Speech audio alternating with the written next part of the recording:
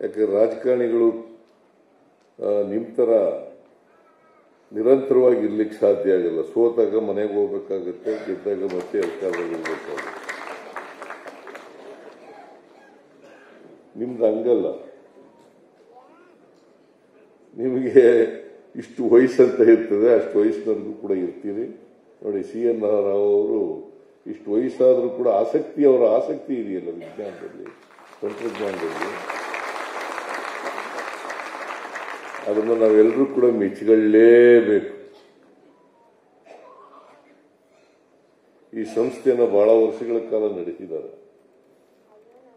ಅವರಿಗೆ ಅಂತಾರಾಷ್ಟ್ರೀಯ ಮಟ್ಟದ ಖ್ಯಾತಿ ಬಂದಿದೆ.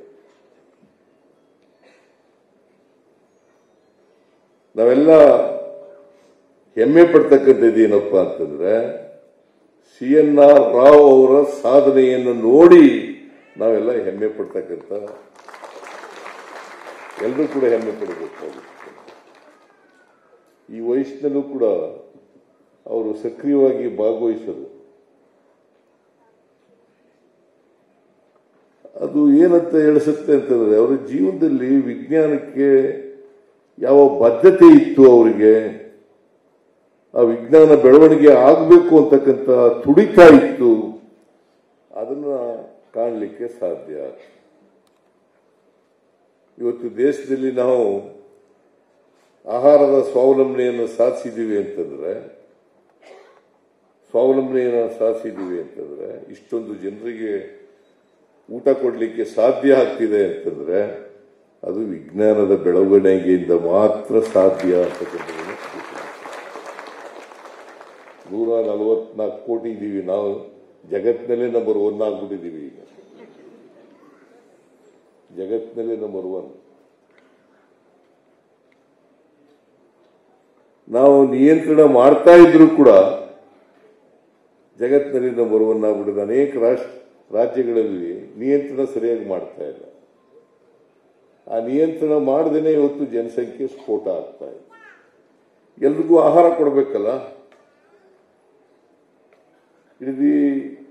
ಈ ಸರ್ಕಾರದ ಜವಾಬ್ದಾರಿ, ಕರ್ತವ್ಯ ಆಹಾರ ಕೊಡಬೇಕಾಗಿರ್ತಕ್ಕಂಥ. ಒಂದು ಕಾಲದಲ್ಲಿ ನಾವು ಇನ್ನೊಂದು ದೇಶದಲ್ಲಿ ಬೇಡಬೇಕಾದಂತ ಪರಿಸ್ಥಿತಿ ಇತ್ತು. ಇವತ್ತು ನಮ್ಮ ದೇಶದಲ್ಲೇ ಹೊರದೇಶಕ್ಕೆ ರಫ್ತು ಮಾಡ್ತಕ್ಕಂಥ ಪರಿಸ್ಥಿತಿಗೆ ನಾವು ಬಂದಿದ್ದೀವಿ ಅಂತಂದ್ರೆ, ನಾವೆಲ್ಲರೂ ಕೂಡ ಈ ವಿಜ್ಞಾನದಿಂದ ಸಾಧ್ಯ ಆಗಿರ್ತಕ್ಕಂಥದ್ದು ಅನ್ನೋದನ್ನು ಮರೀಲಿಕ್ಕೆ ಸಾಧ್ಯ ಇಲ್ಲ. ಅನೇಕ ಕ್ಷೇತ್ರಗಳು, ಬರೀ ನಾವು ಒಂದೇ ಒಂದು ಉದಾಹರಣೆ ಅಷ್ಟೇ ಹೇಳಿದೆ ನಾನು, ಅನೇಕ ಕ್ಷೇತ್ರಗಳು ಇವತ್ತು ಸಿಲಿಕಾನ್ ವ್ಯಾಲಿ ಆಫ್ ಇಂಡಿಯಾ ಅಂತ ಕರಿತೀವಿ. ಬೆಂಗಳೂರನ್ನ ಸಿಲಿಕಾನ್ ವ್ಯಾಲಿ ಆಫ್ ಇಂಡಿಯಾ ಅಂತ ಕರಿತೀವಿ. ಸುಮ್ಮನೆ ಕರಿತೀವ? ಸುಮ್ಮನೆ ಕರಿತೀವ?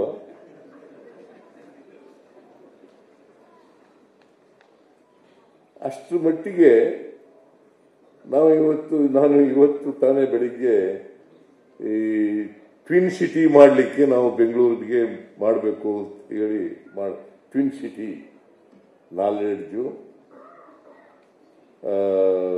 Well being, innovations of city ಅದು ಮಾಡಬೇಕು ಅಂತ ಇವತ್ತಾನೆ ಅದನ್ನು ಉದ್ಘಾಟನೆ ಮಾಡ್ತಕ್ಕಂಥ ಕಾರ್ಯಕ್ರಮವನ್ನು ಮಾಡಿದ್ದೆ. ಸೊ ಇವತ್ತು ಅನೇಕ ಕ್ಷೇತ್ರಗಳಲ್ಲಿ, ವಿಜ್ಞಾನದಲ್ಲಿ, ತಂತ್ರಜ್ಞಾನದಲ್ಲಿ ನಮ್ಮ ಬೆಂಗಳೂರು ನಗರ ಬೆಳೆದಿದೆ. ನಾನು ನೋಡಿದೆ ಇವತ್ತು ವಿಜ್ಞಾನಿಗಳು ಯಾರ್ಯಾರು ಪ್ರಶಸ್ತಿಗಳನ್ನು ಸ್ವೀಕಾರ ಮಾಡಿದ್ರು, ಅವರು ಹೆಚ್ಚು ಜನ ಕರ್ನಾಟಕದವರು ಆಗಿದ್ರು ಅಂತಕ್ಕಂಥದ್ದನ್ನು ಮರಿಲಿಕ್ಕೆ ಸಾಧ್ಯ. ಹೆಚ್ಚು ಜನ ಕರ್ನಾಟಕದವರೇ ಇದ್ರು. ಧಾರವಾಡದವರು, ಗುಲ್ಬರ್ಗದವರು, ಶಿವಮೊಗ್ಗದವರು, ಚಿಕ್ಕಮಗಳೂರವರು ಇವರೇ ಇದ್ರು. ನಮ್ಮ CN ರಾವ್ ಅವರ ಧರ್ಮಪತ್ನಿ ಮೈಸೂರವರು.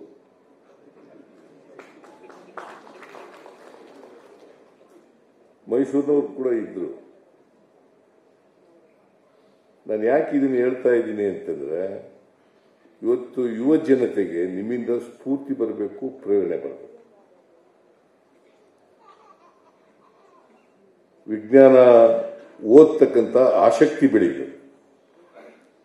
ವಿಜ್ಞಾನ ಬೆಳೆದರೆ ವಿಜ್ಞಾನಿಗಳು ಹೆಚ್ಚಾದರೆ ದೇಶದ ಬೆಳವಣಿಗೆ ಆಗಲಿಕ್ಕೆ ಸಾಧ್ಯ ಆಗ್ತದೆ, ಸಮಾಜದ ಬೆಳವಣಿಗೆ ಆಗಲಿಕ್ಕೆ ಸಾಧ್ಯ ಆಗ್ತದೆ. ಯಾಕಂದ್ರೆ ಇವತ್ತು ನಾವೆಲ್ಲರಿಗೂ ಕೂಡ ಆರ್ಥಿಕ ಸಾಮಾಜಿಕ ಶಕ್ತಿಯನ್ನು ಕೊಟ್ಟಾಗ ಮಾತ್ರ ಸಮಾನತೆ ಬರಲಿಕ್ಕೆ ಸಾಧ್ಯ ಆಗ್ತದೆ. ಇಲ್ಲದೆ ಹೋದರೆ ತಾರತಮ್ಯ ಹಂಗೇ ಮುಂದುವರಿತದೆ. ಈ ತಾರತಮ್ಯ ಹೋಗ್ಲಾಡಬೇಕಾದ್ರೆ ಎಲ್ಲರಿಗೂ ಕೂಡ ಸಮಾನ ಅವಕಾಶಗಳನ್ನು ದೊರಕಿಸ್ಕೊಡ್ಬೇಕು. ಸಮಾನವಾಗಿ ಬೆಳೆದಾಗ ಮಾತ್ರ ಸಮಾನತೆಯ ಸಮಾಜ ನಿರ್ಮಾಣ ಆಗಲಿಕ್ಕೆ ಸಾಧ್ಯ.